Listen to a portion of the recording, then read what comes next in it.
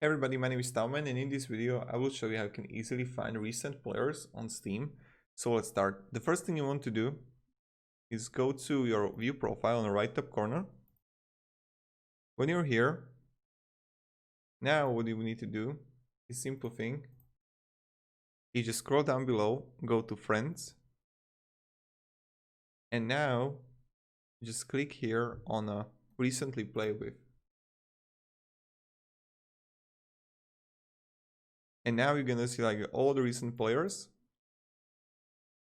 And this is how we do it. So if you play like Counter Global Offensive, Rocket League or something, you're gonna see it right here.